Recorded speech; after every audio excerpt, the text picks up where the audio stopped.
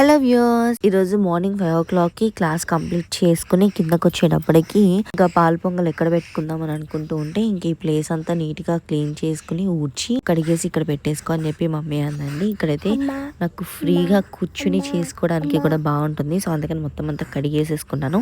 ఇంకా నేను ఫ్రెష్ అయిపోయి వచ్చేసానండి.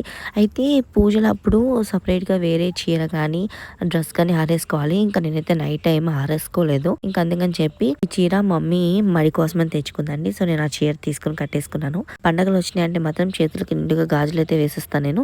ఇంకా మా యోగికి తల మీద 2 భుజాల మీద జిల్లేడాకులు పెట్టి స్నానం చేయించేసింది.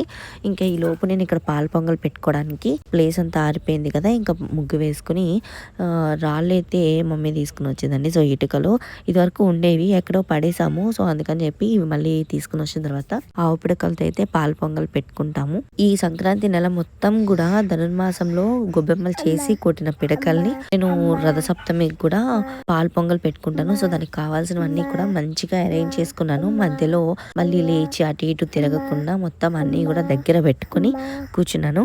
ఇంకా మా యోగి స్నానం చేసేసింది కదా, స్నానం చేసి చక్కగా వచ్చేసి నా పక్కన కూర్చుని యోగి కూడా పూజ అయితే చేసేసిందండి. చక్కగా పొయ్యి పెట్టడానికి అయితే ఆవు పిడకలు పెట్టి కర్పూరం అయితే వెలిగించి వేసేసాము. అయితే లోపల స్టవ్ మీద కూడా చేసుకోవచ్చు, కానీ మన సూర్య భగవానికి ఇలా ఆవు పిడకల మీద పాలు పొంగల్ చేసి పెట్టడం అనేది మనకు ఆచారంగా వస్తుంది.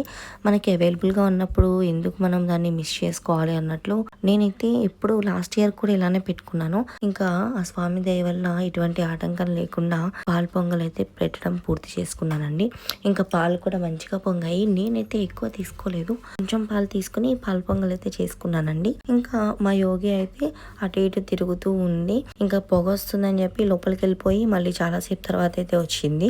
ఎక్కువ మంట కంటే పొగ అది వస్తుందండి. అయితే అమ్మంది, నీకు ఇలా పొగ అది వచ్చినా కూడా సెగ మీద పాలు కాగుతాయి అని చెప్పి ఈసరమంది. సో నేనైతే పెద్ద పిడక ఉంటుంది కదా, ఆ పెద్ద పిడక తీసుకుని తీసిరేసాను.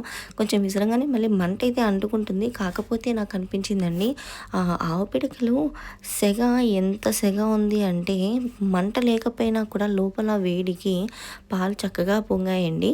ఇంకా మా యోగి అయితే మళ్ళీ బియ్యం వేయడానికని అమ్మ కడిగి ఇచ్చింది. ఇంకా గిన్నె తీసుకుని వచ్చి మళ్ళీ కూర్చుంది. మనకి కనిపించే ప్రత్యక్ష దైవాలలో సూర్య భగవానుడు కూడా ఒకటి. మీరు కూడా ఈ రథసప్తమి నాడు పాలు పొంగల్ పెట్టుకున్నారా? ఆ సూర్య భగవానికి చిక్కుడాకుల్లో నైవేద్యం సమర్పించుకున్నారా? ఓం నమో సూర్యదేవాయ నమః. నేను చేసుకున్న పూజ అలాగే స్వామివారికి నైవేద్యం ఎలా సమర్పించాను అనేది నెక్స్ట్ వీడియోలో చూపిస్తానండి. ఇంకా ఎవరైనా ఛానల్ని సబ్స్క్రైబ్ చేసుకోకపోతే వెంటనే చేసేసుకోండి. వీడియోస్ అయితే వచ్చేస్తాయి. బాయ్.